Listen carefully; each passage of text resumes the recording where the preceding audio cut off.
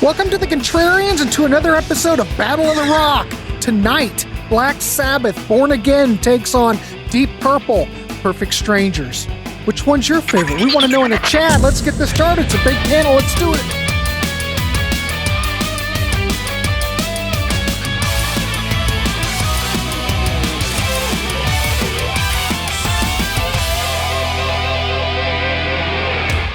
Welcome to the Contrarians and to another episode of Battle of the Rock. How's that sound? We got Cameron here. This is his first episode. I'd like to welcome Cameron. Nice to see you today. And of course, Brandon's here, and this is his second episode. So this is going to be great. Brandon knocked it out of the park before, but Brandon, you've got like your own channel anyway, right? I actually have a podcast. It's called Disturbing the Priest, actually. I've heard of that. Yeah. Well, that's him. Okay. So, very fitting. Yeah, 100%. So anyway, welcome back, Brandon. Nice to see you. We also have the Elder of Rock, ladies and gentlemen. He is here tonight, too. We've got Rich down there in the corner. Rich, nice to see you. And we've got Bill Schuster's back with us again. So we're going to talk about two records tonight, and we're going to go through the album. We're going to take a half an hour, talk about one album at a time, because we as a group have decided it's easier to just talk about one album, move on to the next album. So tonight we're going to take a look at Born Again by Black Sabbath, released August 1983, 11th studio album, the only one with Ian Gillan on vocals. So it's kind of like the Battle of the Gillans. I think Bill came up with this. So it was the last album with the original members Geezer Butler and Bill Ward for nearly a decade. So this album's kind of controversial because it does have murky production. It didn't get good reviews back in the day. I don't know. We're going to see what the panel says. But anyway, this Gillan album is going to go up against Deep Purple, Perfect Strangers. I already know what's got my vote. Perfect Strangers, released October 84, reunion of the Mark II lineup, ladies and gentlemen. They were on hiatus for 9 years, but they're back. This was a commercial success. Reached number 5 in the UK, number 17 in the US, and it went platinum here in the States. I'm not sure if Born Again hit platinum or it went gold. I have no idea. Anyway, this album's well regarded because people love that Mark II lineup. So we're going to go through it. We're going to start out. I'm going to start out Bill. It's his topic. Bill, give us what you like, what you don't like, and your ranking out of 10. And we're going to compile both of these at the end, and we're going to see who wins. So we'll go Bill. I don't know. We'll go Bill, Rich. I got to keep track of this. We're going to do this. We're going to go Bill, Brandon, Elder, Cameron, and then Rich. And then I have to do it in order, but we have to start out with Bill. All right, Bill, take it away. Nice to see you. God, that was like a 20-minute intro. Jesus. All right, and that's all our time, folks. That's all our time. Thanks, everybody. All right. Good to be here, guys. This is I'm surprised this topic never really came to my mind before. The whole point here, obviously, is that this is Ian Gillan in 1983 with Sabbath versus 1984, where he returned to his home in Deep Purple, Mark II. So I thought it was kind of interesting to compare those two a little here. Now, yeah, Grant mentioned the sound. That's the big, obvious elephant in the room. Everybody knows the sound is crap on Born Again. I've always accepted it okay. My original copies of both these were on cheap cassettes back in the 80s. So, on boom boxes. So sound quality was never a big deal back then anyway. But I don't think I would want to listen to this on a high-end system. Well, it would. Well, yeah. It might expose a little bit too much. The other big thing, of course, is the cover. Now, this is often controversial. I unreservedly love this cover. I don't like it. This is perfect Sabbath over the top supernatural cheese here. It's not too dark, not too light. I mean, come on, this is like the baby from It's Alive movies back in the 70s, for those who might remember those. It's not meant to be too serious, though apparently some people took it a little too serious. And of course, the back cover, it pretty much that's just a well-designed back cover. I don't think anybody can find major problems with I don't that. have any problems with that, no. But yeah, I would hang that poster on my wall. In fact, I'm pretty sure I have had this on my wall before. Hell, he's probably going to go hang it up after this show, ladies and I gentlemen. just might. All right, we'll start out with Trashed. I think Trashed is a killer opener. Bill seems to be doing some powerful drumming here, if you can hear it through the murk. So, I mean, he's talked about how he's thought he actually did some great drumming on this album, as opposed to Heaven and Hell, which he says he doesn't remember recording. So that's a pretty big difference. At least he was sober long enough during this period before he started secretly drinking again to remember what he was doing here. So that's good that he's actually proud of this work here. And yeah, I agree. Overall, I like what Bill's doing on this album where you can hear it.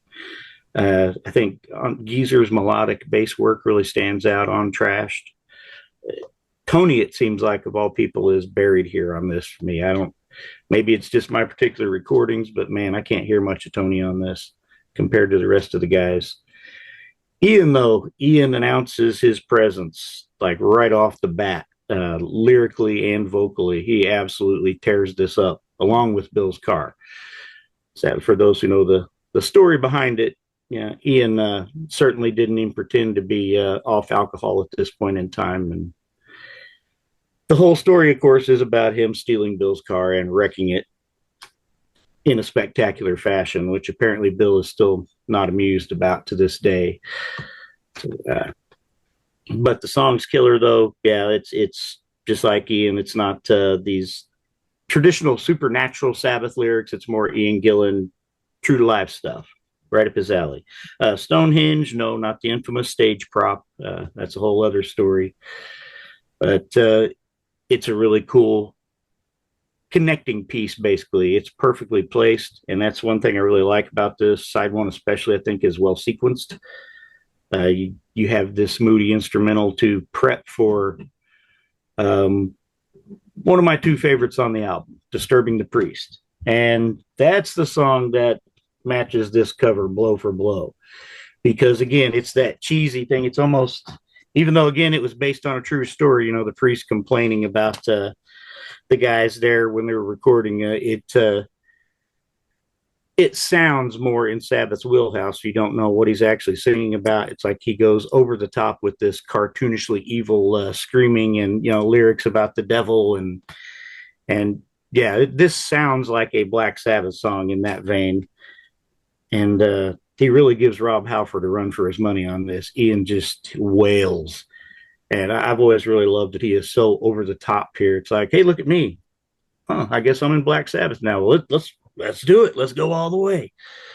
The Dark, yeah, same as Stonehenge, basically. It's even shorter, but it's a necessary bridge before you get back into that, the riff, the Zero, the Hero, the heavy, bluesy, probably the closest thing to a classic Sabbath sound on this album.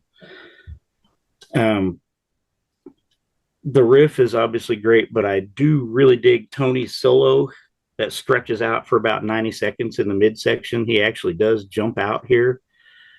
And it seems like this is the first time on the album that Tony in particular really says, hey, here I am. Can you hear me? Digital Bitch. It's a high speed opener. Again, I'm digging Tony soloing on this. Tony's the riff guy, but he doesn't get near enough credit for everything else he does with his guitar. And I think that's a damn shame, because this guy is an all-around player. It's just, he's such a great riffmeister that it overshadows everything. So this is a good example of some of his soloing here. Bill and Geezer are locked in here. It's a great blistering contrast between the bookend songs here of Zero the Hero and Born Again. And speaking of Born Again, that's the next song. That's my other contender for my favorite on the album. This slow bluesy ballad. It's almost a quasi power ballad of all things, but not quite. Not from this group, certainly. But again, Ian really lets it go here, and it's a powerful emotional performance. Ian keeps it subtle with the choruses, though, and then he just explodes. I really like Bill's restrained playing here. He's doing a lot, but it doesn't overpower the nature of this type of song. And I like Tony's bluesy playing. I think it sounds perfect on this one. Now, the next two songs were always kind of also rans for me in my younger days. So this is, to me, at least at that point, where the album kind of fell apart a little for me because they didn't jump out at me as well as the others. I've come to like them quite a bit more, though. I think Hotline has a pretty nice groove. Geezer and Bill keep it moving, allowing Tony lots of solo space. Keep It Warm, Sexy Sabbath. Yeah, okay. It's not quite their typical lyrical fare. Again, this is much more Gillan's type stuff, but I think it works. Bill's kind of buried in the mix, but again, he's killing it here. And Tony sounds great as well. And I do want to give a shout to Jeff Nichols, who from this point for many years on would be the secret weapon of any iteration of Black Sabbath. His moody supporting keyboards are all over this thing. They don't overpower, but they absolutely mix right in with the band and help the overall sound. So yeah, this has always been an album I've liked. I never had any real problem with it, as I said, even the sound in the early days. But as I've grown, yeah, some of it's those last two songs have grown on me, but the sound quality has actually become more of an issue for me as I get older. Strangely, because my ears have turned to crap and now I notice it more. Go figure. So I am going to have to knock it down a bit because of the sound quality, as much as I hate to. If I only could get around to a nice new remix of this album and see if anything could be salvaged, that would be awesome. But for now, I'm going to have to give this one a 7.5. Right. Well, if they could go back and remix Animals and make it sound better, this has hope. Because they totally got rid of all that murkiness on the CD of Animals. So I think it sounds great. And there is a remix of Technical Ecstasy that they did on the box set. Stephen Wilson did one. So. All right. So what did you give it, Bill, again? Sorry, I was distracted. It's 8.5? 7.5. 7.5. I give it a 7.5. All right, cool. Sorry. I'll try to be better. All right, cool. Thanks, Bill. Awesome. I haven't heard the Technical Ecstasy remix. It's pretty cool. I didn't think that the original album sounded bad anyway. Yeah, I didn't think so either, but it was I guess they had Stephen Wilson do a remix and the whatever expanded box set, whatever they did for that. And yeah, it's cool. He had a couple of different things that weren't on the album before, so that was he brought some tracks up that or at least I hadn't noticed. Maybe he brought them up more in the mix or something, and then so. But yeah, it's pretty cool. Cool. All right, let's throw it over to Brandon. Brandon, what's your thoughts on this and your rating out of 10? Yeah, so I do also want to say that Tony actually has the master tapes and he's looking to actually remix it. Thank God, because say what you want about, let's just keep the murkiness. There are so many friends of mine who I've given this record to, and they've, after the first chord, they turned it off and they're like, it's shit. It's terrible, So I'd love for it to get remixed just so some of my friends could just shut the fuck up about the production of this record. But let me just say, I love this album. I got the shirt as well. I got a back tattoo. No, I'm kidding. But no, I love this record. It's so fucking good. What's that, a promo? You must have a promo of it. This is a promo. You did catch that 100%, little printing. 100%. In the middle. One of my favorite Sabbath records of all time. It is hard to compare these two. I know they came out like a year apart, but at the same time, it's like they're two very different records. I do think the one thing you can really compare, though, are the singer, obviously. Now, if I was a teenager, if I was alive when Ian Gillan was announced to be the third singer of Black Sabbath, I would have lost my shit because I think he is the perfect follow-up singer for Dio. I love Ozzy because he brings so much expression and emotion into his vocals. And I like Dio because he's such a much more technical singer and just like a more traditional singer. And I do like that kind of style on Sabbath, as well as like Ozzy's approach where I find Ian Gillan to be the perfect mix between the two of them, where you get that traditional singer element and those high notes, but you also get like a lot of expressive elements and a lot of emotion, especially on like Born Again. Like the dynamics on that title track are just so awesome. And like just the screams and the more somber singing. So all right, to get this out of the way, the production sucks ass. I hate it.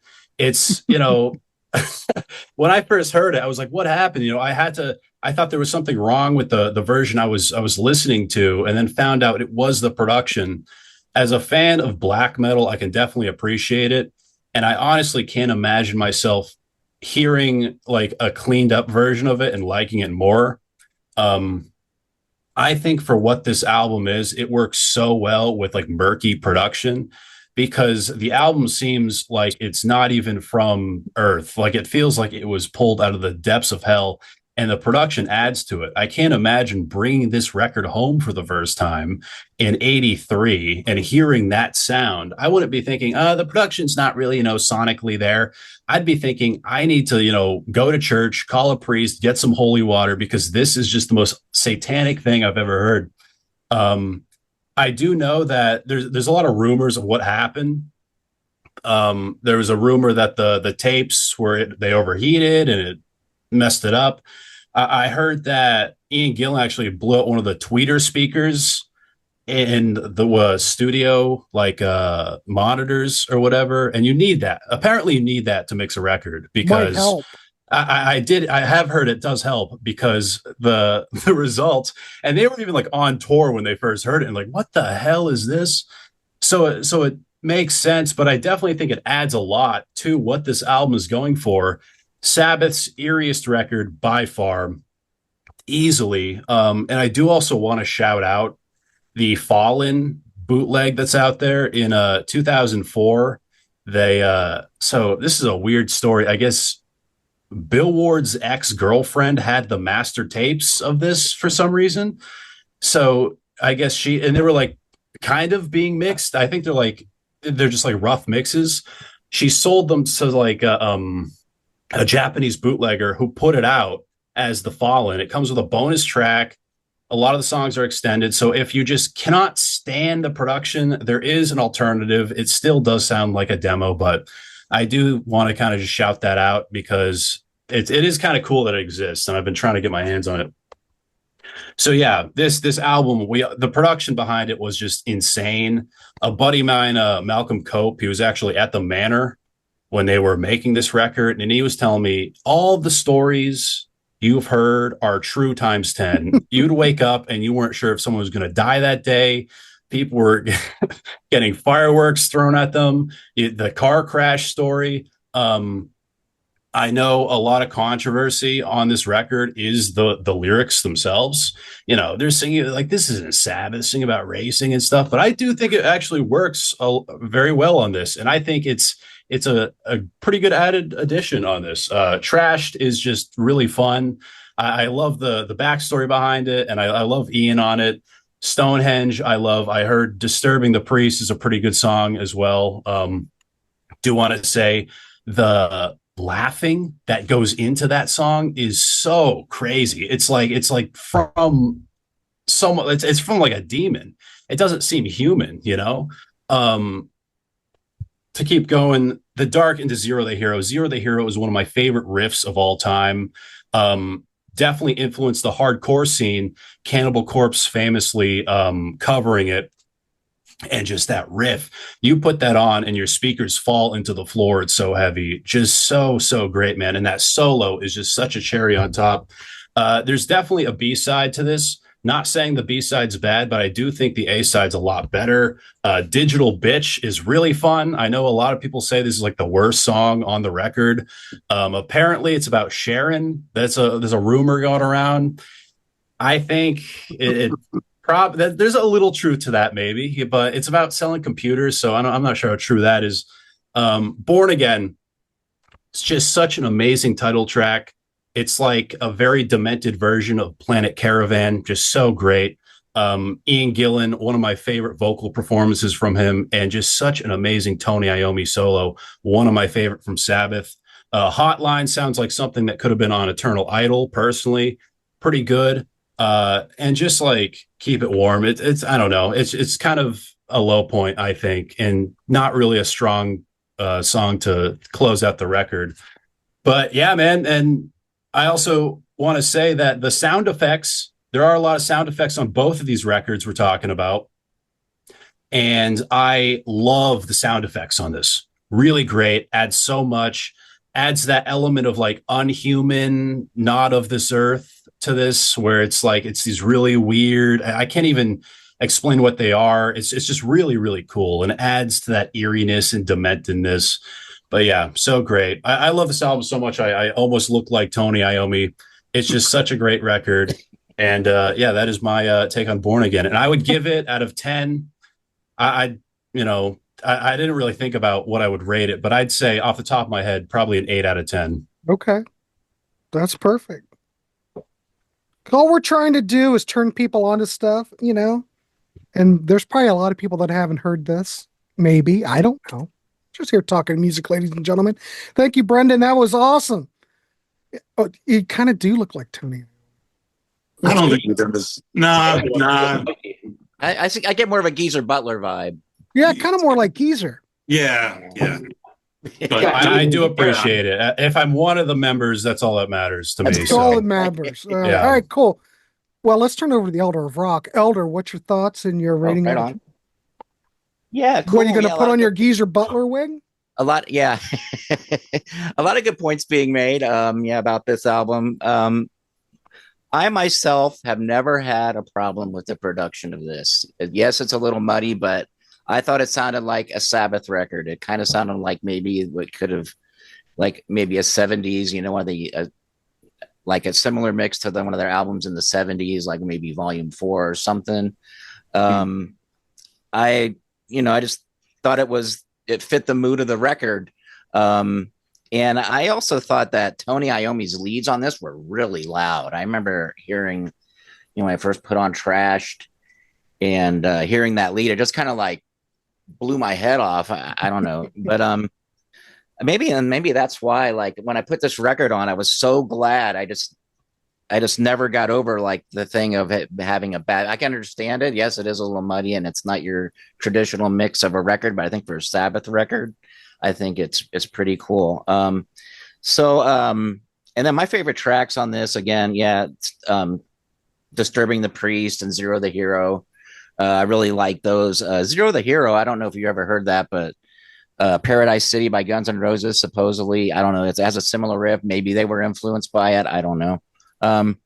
And Born Again, I really liked. I always thought of that as like a psychedelic rock thing, like Planet Caravan, like was said. It was another version kind of that. Lyrically, it's got these trippy lyrics, and I love the screams Ian Gillan does in it. But also, I meant the covers, mentioned. I think this was a cover, if I remember, something that was taken from like a doctor or medical book or something. It was just a regular baby or something. And then they did it for that. But also, who did that was Steve Jowl, or Steve Crusher Jowl, I think is what he maybe goes by. But he did the cover of that, and he's been online. I've seen him bitching about not getting invited to the coming up concert because he designed 2 albums for them, even though they're not Ozzy albums. I don't know if he doesn't understand that. Maybe it's because they weren't Ozzy albums that he did, even though I think he did do a couple Ozzy solo albums. But anyway, I was fortunate enough also to see this tour. And here's my ticket for that. My God, he has proof. Very nice. February 25th, 1985 at Dayton's Hara Arena. Oh, yeah. Really loud show.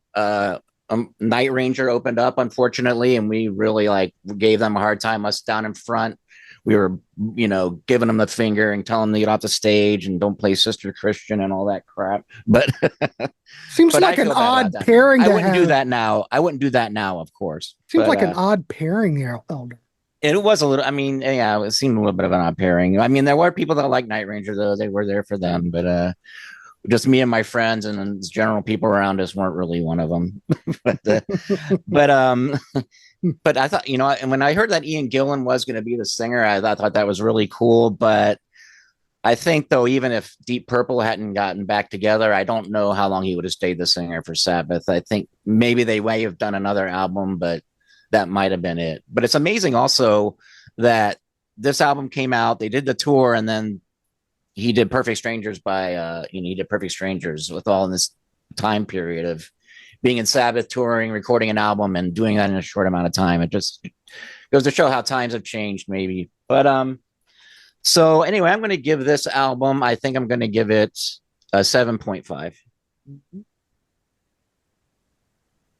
All right, cool. Thank you, Elder. All right, let's throw it to Cameron. Cameron, welcome to the show. Nice to see you. Thanks for having me, guys. 100%.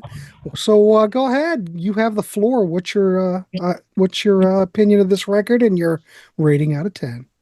So, Born Again, 1983. I've always kind of like championed this album. It's like an underdog record to me. A lot of people kind of crap on it or whatever. I've always liked it. Something about it, like even just looking at the pictures of him on stage, Ian just looks like he just doesn't care. He's just sending it. He's gonna scream his ass off. Like, doesn't matter. He's giving it his all. And the band just sounds. The record is like it's a super murky and muddy sounding, evil sounding album, like you guys have said. But it kind of sounds like everyone's like having a really good time too. Like every song is just.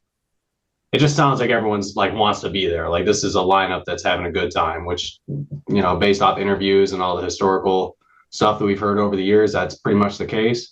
But getting into the album cover itself, I think is pretty cool. Actually, it's definitely like a love it or hate it album cover, but you'll definitely remember it. I mean, whether you like it or not, you're gonna remember it.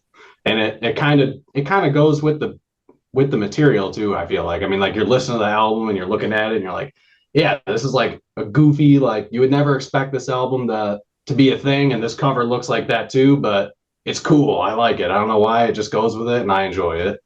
I like the colors too. I like the yellow nails and the yellow teeth. I don't have a physical copy. I'm waiting for that remix. That's why I don't have a physical copy. But yeah, I like the cover. I think it's cool. Getting into the tracks, Hotline is one of my favorite Black Sabbath songs of the entire catalog. I think that track is awesome. Gillan is just screaming his throat out at the end of it. He sounds like he's like, that song is just, it's upbeat. I hear that riff in the beginning and I'm just like, yes, this is awesome. This is Sabbath. I love it. Trash, love Trash. That's a really cool, memorable track. What a great opener too. Awesome way to open an album. Keep It Warm. Yeah, it's kind of lame, but that track has a really cool Iommi solo in it, if I remember correctly. Every time I hear that album, I get to that track and I'm like, here we go, Keep It Warm again. But then I get to the solo, I'm like, this is awesome. This solo is killer. And he's got some good solos throughout the album. I think you're kind of right that he's a little buried. So is Bill to me. Like the rhythm section as a whole is just like the swamp. That's what it reminds me of, just like a foggy swamp. But it works, and I think they play good and everything. And Tony sounds awesome. Like I think he sounds awesome on this album. Keep It Warm, like I said, the solo and that is awesome. Born Again, that solo is super melodic and like emotional sounding. He's just like pouring his heart out in that track. Sounds really cool. Zero the Hero is awesome. Super like heavy. No. Like it's great. I love Zero to Hero. And what else do I got written down here in my notes? Oh yeah, I wish they had done another album. I wish this lineup had lasted for one more record. And I'll get to that later when we get to the next album, but I wish this had lasted for one more album. I mean, you watch some of the live stuff, you listen to the live stuff, it's like, this was killer. And it was pretty popular too. The album sold decently. I think it went gold overseas. I don't think it did a whole lot. I don't think it did here. Yeah, I don't think it did, but it did like decent enough, better than they probably expected overseas in Europe. Tour, I think they sold out pretty well with the tour. And I mean, they bigger fish to fry, right? They went on to, or at least Gillan went on to bigger and better things. But I think this album had a lot of potential. I think they could have done another one. Kind of wish they had, because I think it's a really cool, quirky period of Sabbath that is like, it's always just fun to revisit it. You go back to Born Again, it's like, man, I can't wait to go listen to Born Again. This album is cool. Yeah, overall rating for me, 7.5. seems to be a common theme. Everyone's It picking does. 7.5, but that's where it falls for me. Like I rate things. I have 3 different ratings. I do an emotional rating, which is just what my heart tells me, like how I feel about the album. I do a track, all the tracks. I rate every track, add them all, divide it, and that's I track rating for me on this came out to I think a 7.5. Emotional rating came out to a 9. And then I do a production rating also, and that was a 5. The production is not very good, but it doesn't ruin it for me. It's not great, but it doesn't ruin it. Very much anticipating the remix. I thought the Forbidden remix was pretty cool. That kind of brought that album back to life for me, and I listened to that. I'm like, hey, I mean, there's definitely still some crap here, but this remix at least makes this like cool. So I'm looking forward to that with Born Again also. Yeah, 7.5. All right, 7.5. All right. Thank you, Cameron. You'll fit in just fine with those the way you rate stuff, you'll be just fine around here. I appreciate it. Yeah, I try to have some sort of organization. Thank More you. organized than most. I'm just saying. Yeah, I think Martin's not even here, but he probably perked Martin up would with the applaud. production rating. All right. All right. Thank you, Cameron. Rich, what's your thoughts? Well, I don't think I like this as much as everybody else. My problems with it, the usual problem, the mix. I think, there's too much keyboards and bass in the mix. I think Bill Ward's drumming on it sounds kind of sloppy. I mean, compared to, his performances on earlier Black Sabbath albums, I think that he sounds, I don't know, just almost kind of too, I don't know, it's like caveman like. I don't know. It seems like he lost some of his chops on it. Lyrically, I find some of it funny.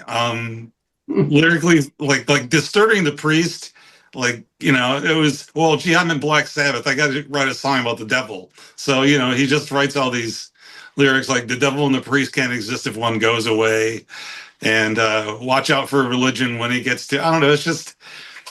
It's like that to me sounds like, well, I'm in Black Sabbath. I got to sing about the devil, so I'll do it for this song. And then some of his lyrics, I just think, like, I don't know, impossibility and pissability for Zero the Hero, and then where the heroes sit by the river with the magic and the music as they eat raw liver. I mean, it's just, I think some of his lyrics are just laughable on this, and it's like, I don't know. I think this was a bad time for him as a lyric writer.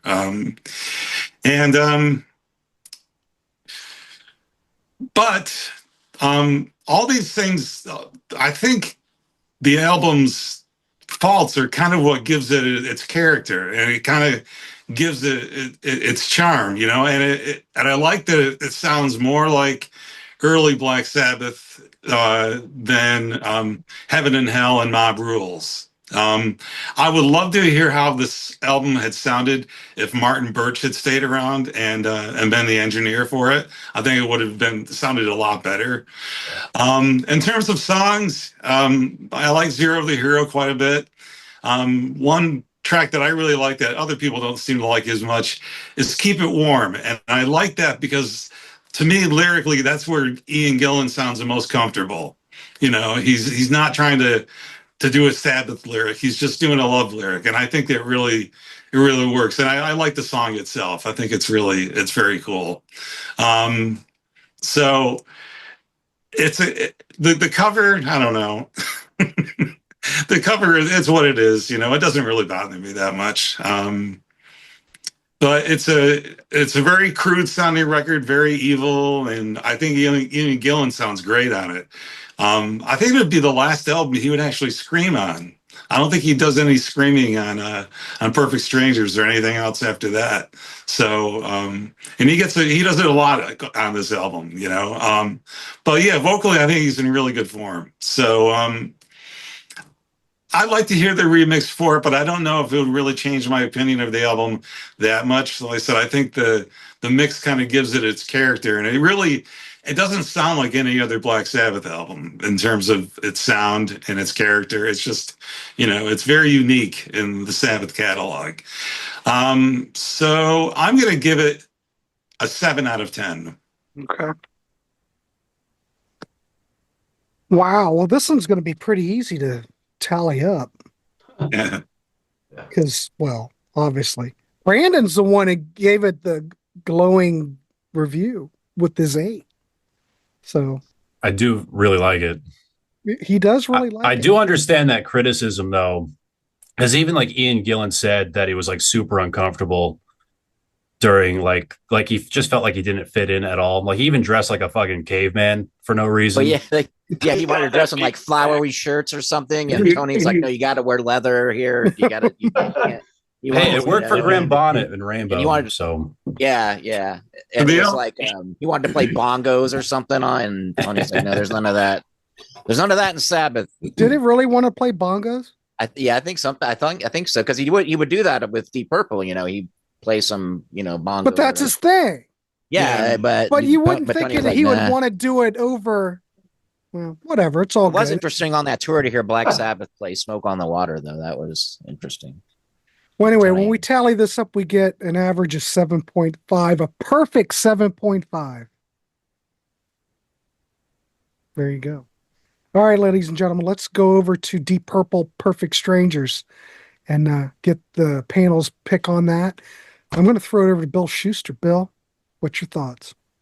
All right. Full disclosure, I'm a much bigger Black Sabbath fan than Deep Purple historically. So I went in this knowing what my pick was going to be, or did I? Let's find out. Yeah, it took me a while to come around to Deep Purple in general. So, yeah, here's the this poor rescue copy was sitting outside a record store in St. Louis a couple years ago, and it was going to be going to the trash. So I just had to salvage this baby because the record's in great shape. But yeah, the cover's seen better days. But I needed to show it some love. This particular cover, I think it's not nearly as interesting as the Sabbath cover, but it does what it needs to do. It just DP might be well, to modern ears might be maybe not the best thing to put right up on the cover, and I'll just leave that there. But back in those days, though, it was the announcement that this band is back. Yeah, I don't think that cover's all that hot. Bill. Nah, pretty basic. Both of them are questionable. Now, of course, it starts out with one of the big singles, "Knocking at Your Back Door," that was played incessantly on the radio, and I've always loved this song. I mean, it's great, this full length. No, they're not playing around here. They're going to make you listen to it for a while. I hate to interrupt, but what a great riff. Yeah. Right? Absolutely. Gee, many Christmas. Freaking great. Catchy. And that that Richie Blackmore tone. Oh my God. Hits it out of the park. Anyway, go ahead. Sorry. I like this record quite a bit. So I think the band sounds tight here. It sounds like they've never gone away. And, Ian Gillan seems back in his element again, lyrically and vocally. He sounds more relaxed overall. And, obviously, as was mentioned, he's not trying to, well, let's see what kind of Black Sabbath lyrics I can force here. He's just doing whatever the hell he wants to do. Because, hey, this is my band again. So, back home. This whole song is great. I don't think anyone stands out because I think the whole band stands out. They sound like they've truly come back together, which is kind of impressive for the amount of egos in this gathering of gentlemen here. Under the Gun, yep, again, sounds tight. It keeps my toe tapping, and that's always a good sign. If I'm rocking along without even realizing I'm moving, that's a good sign. So Ian Pace, that is, are definitely doing their job here. And the sound, obviously, we'll just get it out of the way. The sound is vastly better than Born Again. You can clearly hear all these musicians, but they sound good together as well. Nobody's dominating. Nobody's drowning out the others. Nobody's Home. We finally get some cool John Lord solo space, which is, of course, one of the things that distinguishes Sabbath from Purple. I really dig the keys at the start and the way it erupts into a rocker. Here, Ian Gillan comes up with his version of Dylan's Idiot Wind lyrically. which is traditional Ian Gillan type stuff. Mean Streak, is this Mean Streak or Starstruck by Rainbow? It kind of in the chorus there, it really, it's got a mean streak, the lady starstruck. I don't know, it just, I can't get it out of my head once I made that connection somehow. But I dig the song. It's a cool song. It's lyrically, you got Gillan kind of almost doing a David Lee Roth saying, she says, you better beg for more, get down, sucker, you know what I like. It's a very typical salacious kind of stuff that would not have fit in on the Sabbath. Now, the title track, opening side 2, Perfect Strangers. This may be my favorite Deep Purple song, period. This sounded, it just kicked my ass the first time I heard this come out on the radio. What is that? Because I had no real history with Deep Purple at that time.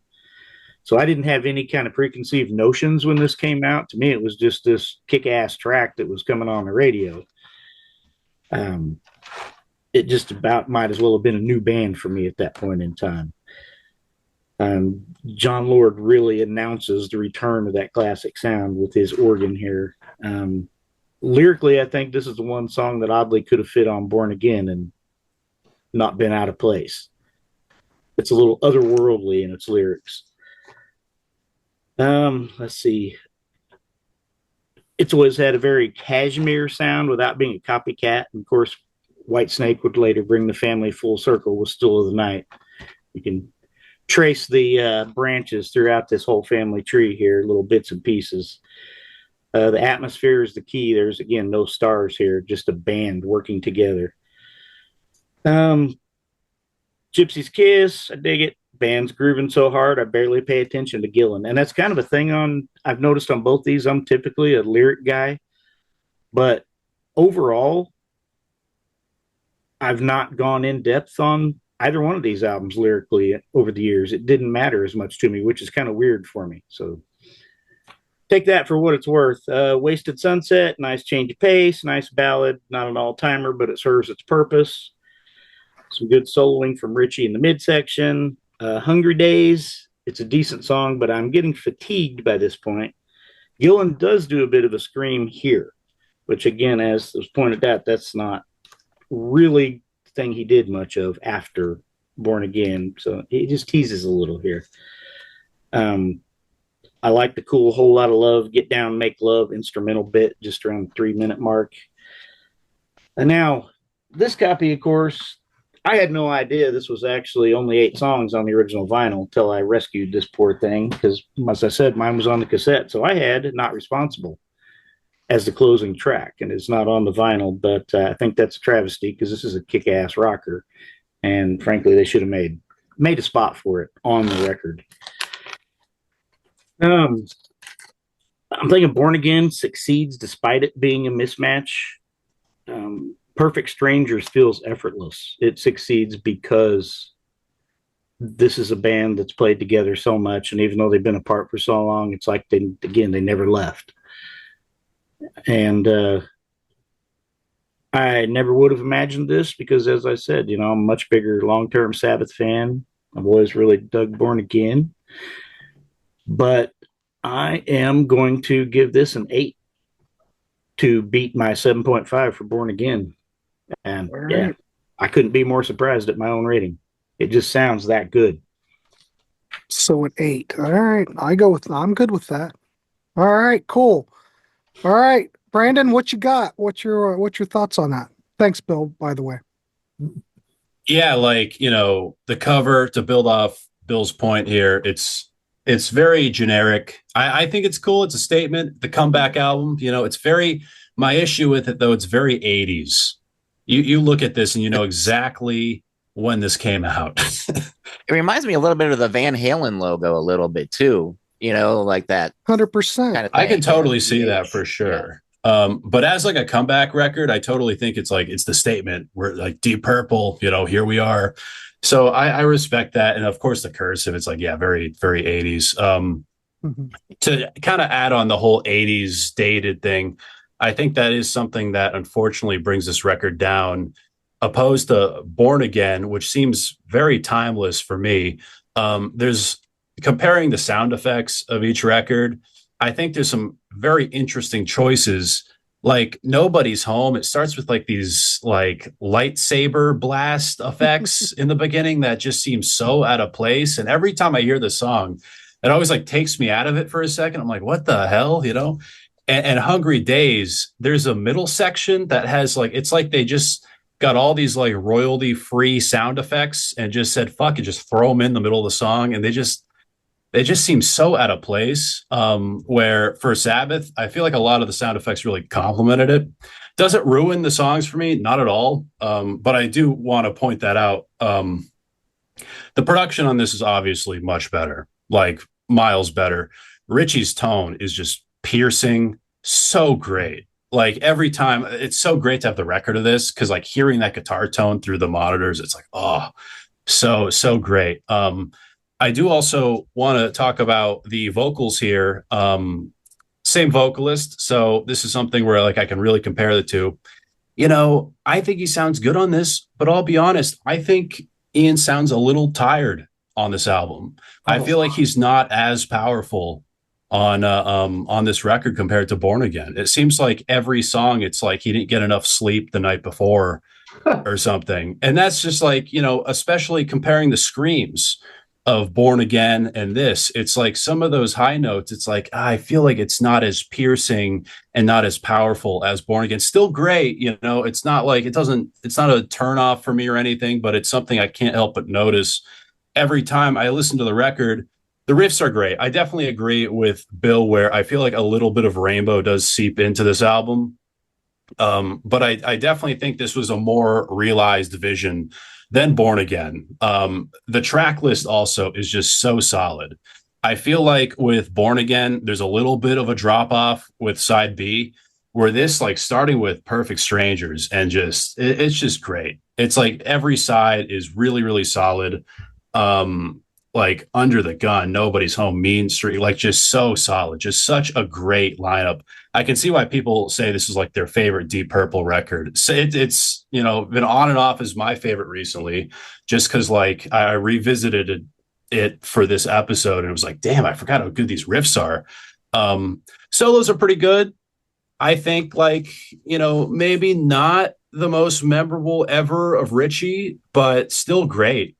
They're definitely enjoyable and I think add a lot to it. Riffs also so good, man. Like Perfect Strangers again, like sounds like it was co-written with like Jimmy Page. Just so good. I think maybe knocking at your back door and Perfect Strangers, maybe a few minutes could have been shaved off the back end. They're kind of just these epics, and especially as like the first single they put out, you know, I don't know. I always feel like it could have been like maybe a little shorter. And especially like on the, I'm not sure if this is on the cassette version or whatnot. It like ends with like a 10-minute track too, which is just so insane. But yeah, it's just really solid, really great stuff. Guitar tone is great, just super solid songwriting. Definitely more consistently good than Born Again. One of the most like consistently good Purple records they've ever released. Every song on this I think is like a banger. I think there's no sleepers or any like bad songs. But yeah, just great. Very, very like solid stuff for sure. But if I was to rate it, I'd give it a 7. All right. 7. All right. Got it. Thanks, Brandon. I appreciate it. Sort over to the Elder Frog. All right. I will say, who said that? Bill, you say you had the cassette of that had the bonus track. I think that made it onto a CD version as well. Yes, you're right. Did it go? Was it on the CD version? Yeah. Reissue. Maybe not the initial CD. Maybe I don't know, but definitely a reissue had I'm it. looking. Probably. The I instrumental. don't ever remember it being reissued though. Yeah, well, it's been reissued several times, I think, or maybe just once. I don't just know. remember that original Polydor CD. Yeah. Oh, let me look. You guys keep talking. I'll look. But anyway, so this record, yeah, you know, again, a lot of good points being made. Being that this is episode is called Gillan versus Gillan, so this is what I had in mind when I'm thinking about these two records.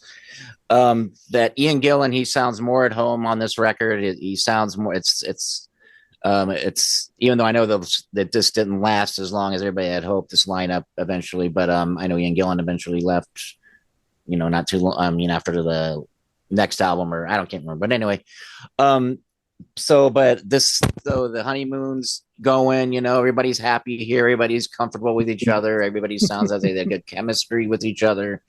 The sound is great on this, everybody's playing is good, the songs, I have no problem with any of the songs. The first song I remember hearing about off this was Perfect Strangers. I think I saw the video, but I just remember thinking, yeah, very Zeppelin, Kashmir, and just really being blown away by that track and the video because it showed them recording the album.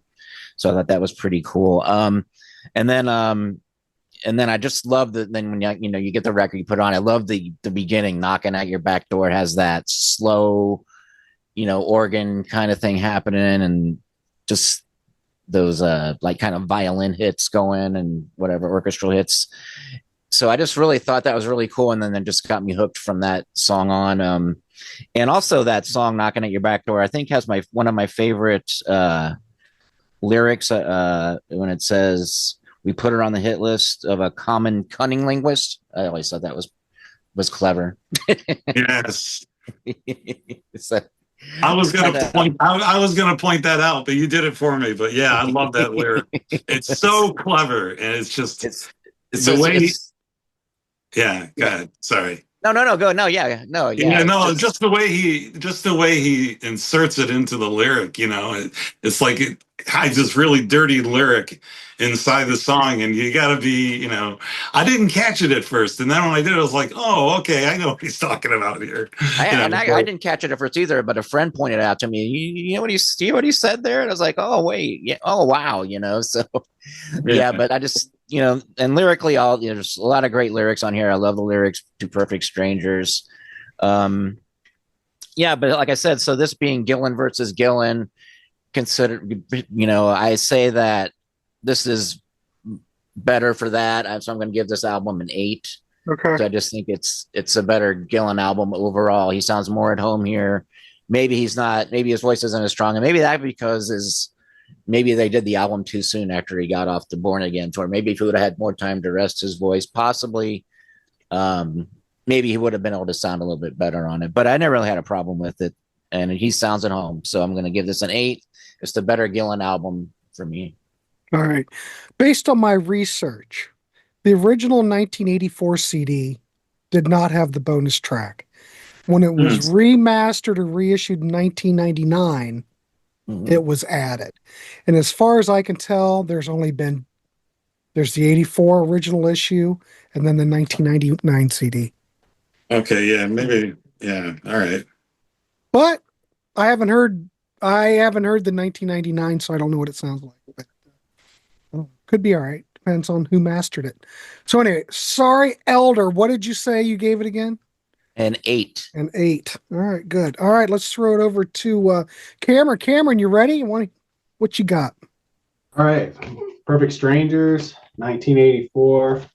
I've got this, and I've got that 1999 reissue. And how is it? How's it sound? Good? Sounds great. I listened to it up here on my little Polk speakers I got. When I was going through and re-listening to it, and this is the first time I ever even listened to it on a really good stereo. And that was really my main takeaway is, wow, this album sounds a lot better than I guess I gave it credit for previously. Somebody already said it, but Richie he sounds unbelievable on this album. There's some moments like the outro solo of Knocking at Your Back Door. Oh my God. Every time I hear that solo, I'm just like in heaven. That solo is just so emotive, and it's just killer. Like, it's a long song, but it doesn't feel that taxing for some reason. And I'm not a big long song kind of guy. I usually like 4 or 5 minutes top, but you get to the end of Knocking at Your Back Door, and it's like just when you're starting to get a little worn out, that solo comes, and you just forget all about being worn out, and you're just blown out the window by this amazing solo from Richie. And then that leads into the whole rest of the album. So you got Under the Gun next, killer. Love John's keys in the verses of that. Super cool grooving tune. Nobody's Home is really good. I like that kind of sounds like it could have been an older Purple song to me. It could have been like the early Mark II like something from Who Do We Think We Are, or maybe even Fireball or something to me. Mean Streak, it's one of my favorite Purple tracks. I love Mean Streak. In the second verse, Gillen lets out a killer scream, which, like you guys said, not a ton of that happening on this album, but when it does, you remember it and it fits. It's not just screaming every song just for the sake of screaming. It's there for, like, it's tasteful, and when it happens, you're like, yes, love it. Love Mean Streak. Next. Perfect Strangers. So I'm a little contrarian, and I'm not a giant fan of the title track on this album. It kind of drags for me. I've never been a huge Egypto guy. There's a few Egypto tracks, like you guys mentioned, Kashmir. I do love Kashmir, but Perfect Strangers for me, it's just too long, and I find myself kind of like ready to go to the next track by the time it's over. Gypsy's Kiss is awesome. Love Gypsy's Kiss. Really cool sounding chorus. John is on fire in that track. It's really on fire on the whole album, but sounds really cool in there. Wasted Sunsets, actually, for a ballad, I appreciated that listening to it up here for the first time, like prepping for this show. It's a cool ballad. I think Ian sounds really good. His vocal is really, really good and tasteful in Wasted Sunsets. Richie's tone and stuff really complements the song a lot. And I mean, I don't know if it really fits on the album all that great, but just the track on its own, I think it's a really cool song. And Hungry Days, that's cool too.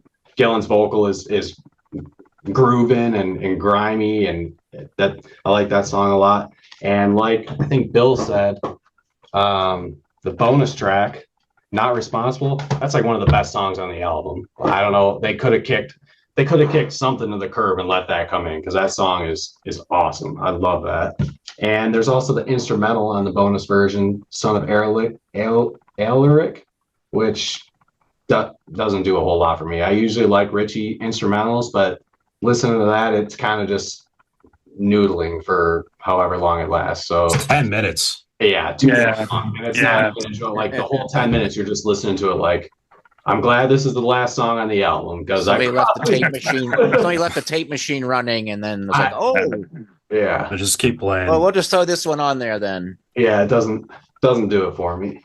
But overall, with Perfect Strangers, I've always kind of had sort of a love-hate for it, because I love the Joe Lynn Turner Rainbow period. I wish so badly that there had been one more album from that. And I love Born Again too, so I kind of wish that had gone on for one more album too. So like as much as I love Perfect Strangers, and I do, and I'm giving it an 8, so I actually pick it over Born Again just barely. I kind of wish that Rainbow had continued and the Gillen Sabbath had continued, because I think the Turner Rainbow period, some people can't stand it. I think Rainbow came into their own during that time. I love Joe Lynn Turner. Clearly, I'm wearing this, but. And Born Again, I thought was awesome too. I think it's just a really cool footnote in the Sabbath catalog. So as much as I love Perfect Strangers, I kind of wish this had waited a little longer, because I think a lot of really great groups kind of ended to form this band. But that being said, I think Roger, he's not just the bass player anymore here. He's the producer. You can kind of hear it too when you listen to the album. Like, he sounds like vengeful in some of the tracks. I'm hearing Roger, I'm like, this guy wants to prove that he's not getting kicked out of this band again. Like, he is part of every track, and he's like every song on Perfect Strangers I listen to, I'm like, Roger is sticking out. Like, he's high in the mix. Mm-hmm. His bass line is memorable. He's not just strung. Like, I think Roger is really cool on this album. Ian's drumming, Ian Pace, his drumming is heavy and right in the pocket through this entire album. I'm listening to Ian, I'm like, literally my head is moving with him the entire time I'm listening to it. He just sounds killer on this album. John keys are super, I don't even know, very analog sounding, old school sounding keys to my ears. I love the way John plays throughout this whole album. And like we already said, Richie, God, there are some moments on here from Richie that are just, at first he was going back to this more so just for the paycheck by the sounds of things. And it turned into, he was having a good time and making a really awesome album that he was proud of. So I like Perfect Strangers a lot. It's an 8 out of 10 for me. All right. I think that's it. All right. Perfect. 8 out of 10. All right, Rich, what's your thoughts? Well, I really like the album, even though when I first heard it, I was a little disappointed. I guess I was hoping that it was going to sound more like Deep Purple of like Machine Head or Who Do We Think We Are or Fireball. And instead, to me it sounded kind of like just a heavy Rainbow album. But I quickly came to like it, and I think it's a pretty solid album. I think it's better than Born Again, as everybody else pointed out. Ian Gillan sounds much more comfortable singing here than he did on Born Again. He's just a much better. He fits in better on this album.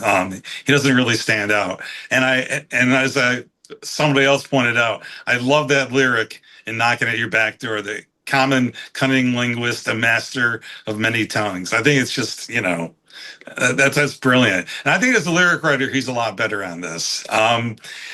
I like the cover quite a bit. I like for its simplicity. I think it's really powerful in its simplicity. I like the songs. I think that there are a few that aren't some of my favorite Deep Purple songs. Like I've never liked Mean Streak or Wasted Sunsets that much.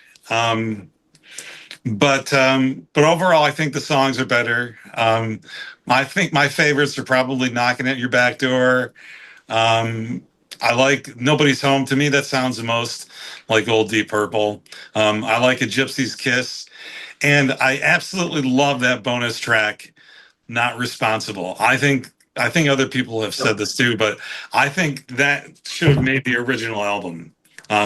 It could have kicked off "Hungry Days" or "Mean Streak" or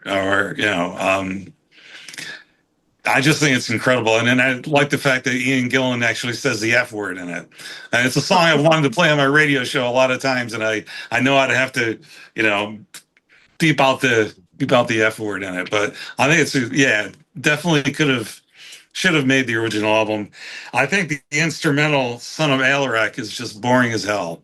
It's just I don't think that should have been included. I think that shows to me that there's some previously unreleased songs that are supposed to remain previously unreleased. I just think it takes a long time and says very little. And I like the photos of the band, on the back and in the sleeve. There's lots of shots of the group and stuff. And I think it's a pretty solid record. I'm gonna give it an 8 out of 10, like everybody else. So. This is like an easy one. All right. I just wonder, because why they let that song off the album, and I don't know if that necessarily would they have had to taken another track off? Couldn't they have just put it on, or was that already a long album to begin with? And I don't know. Well, I think in the 80s people weren't. I mean, it's still not the CD age yet. It's not the CD age yet. So you don't have back then, album times were 38, 44 minutes. I still wonder if they could have I don't know. I don't remember what the album they originally tracks clock in at originally, but I just wonder about that.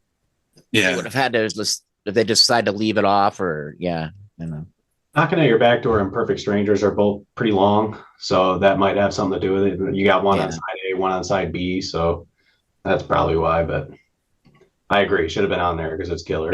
Yeah. I wonder if it says.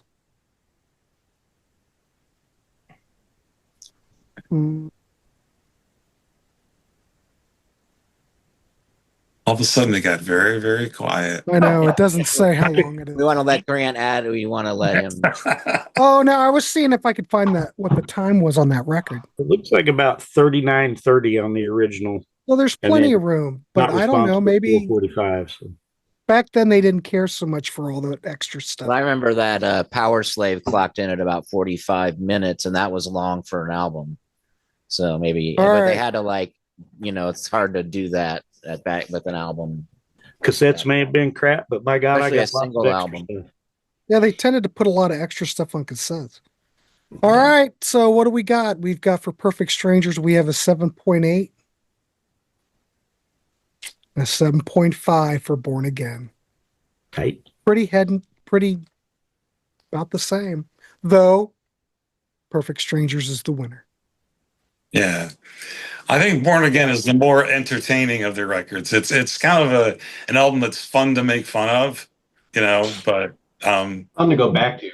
I always have such a fun time going back to Born Again just because it's such a goofy thing. It's like this shouldn't even exist, but when I listen to it, it's just so fun. It's so Yeah. enjoyable.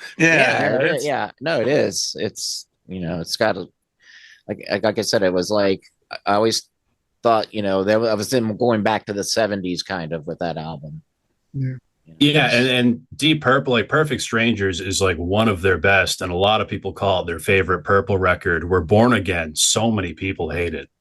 Like it is like the record where they like so many Sabbath fans are like, I love all the records, but Born Again, I hope I never hear it again. So I know Martin, it's very interesting. Martin Popoff really likes Born Again. He doesn't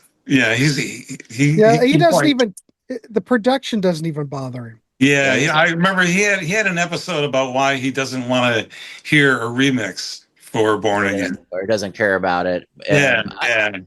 But I would be interested to hear a remix. I always find though, like with remixes and stuff like that, your original memory of an album is that mix that you first heard it, and you can hear a better mix. But for some reason, I always find myself going back to the original mix because I just feel more connected to it or something. Right. Me too. Same here. Yeah. Yeah. And their remix of Animals by Pink Floyd, I don't think that really sounds incredibly different. No, it's so much better. I don't really notice much of a difference in it. You played on a high, you played on a really nice system, 100%. It does make such a difference to some of these albums. Like Perfect Strangers, like I said, I've been listening to that on just Bluetooth or in my car or whatever, but listening to it up here, I'm like, this album sounds expensive. None of that murkiness is gone, Yeah. It's like one of the best sounding Pink Floyd albums, I think now. Now, why originally when they mixed it, or who knows? But the problem is, you mentioned that before. It depends upon what the monitors sounded like in the studio. Yeah, I've heard that story. Steve Hoffman remastered Hotel California, and I forget the original monitors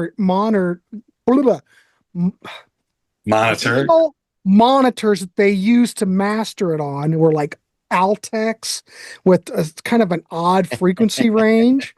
And he mentioned in the chat that it's one of the most horrible sounding, the master tapes have no life at all.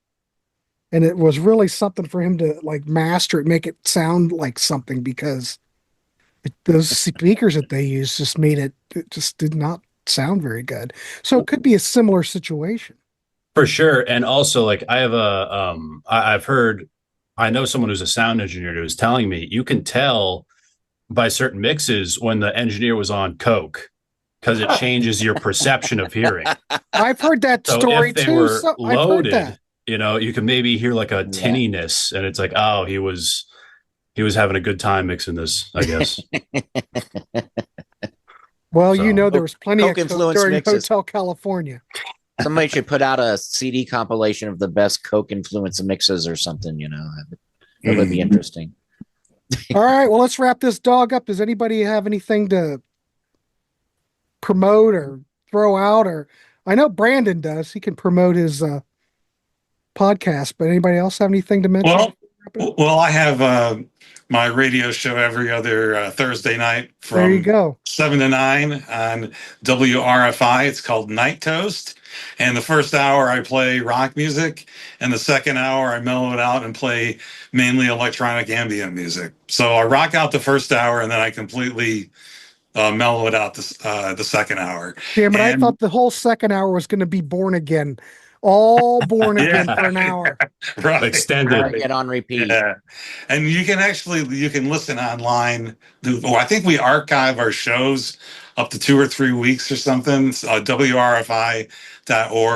I've got a really nice logo made for it, which I absolutely love. And it's a fun show to do. I've been doing radio for close to 40 years. Oh, wow. We're out of. Cool. Various places around Portland and Ithaca. Nice. I used to work at iHeart in Boston. Mm. Oh, wow. So that's cool. Yeah. Cool. There you go. All right, well, Anyway. check out Rich's radio Yeah, show. Give him sorry. some love. Anyway, no, you're all right. Brandon, go ahead. What you tell us about? I do want to say I do love the kitchen studio. You know, maybe you could cook something up. I wanted to make dinner before this.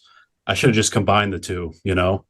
But anyway, just want to say, podcast. I have new episodes out every Friday, every last Friday of the month. Me and a few comedians will cover all the metal news. I just had a Derek Schulman on talking about the new Gentle Giant live album, Playing the Fool. It's excellent. So great. I recently had Johan on of the singer of Candlemass. Excellent stuff. They just put out an EP. Wow.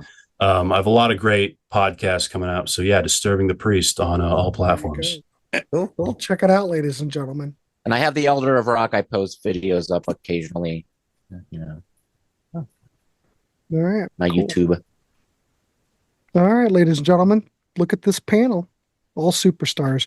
All right, I want to thank the panel. Cameron, nice to see you on this one. The Elder of Rock. Brandon, Bill, and Rich. You'll see these gentlemen back.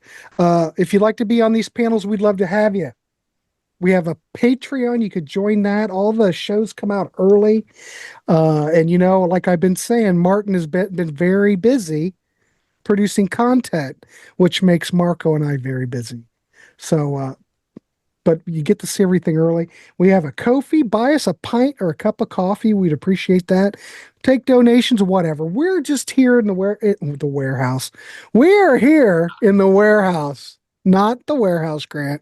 We're here on the Contrarians, just talking music, and we're just trying to turn you on to stuff. So please like, subscribe, at least do that, and we will see you on the next one. Gentlemen, have a good, it's Thursday. Have a good weekend, everybody.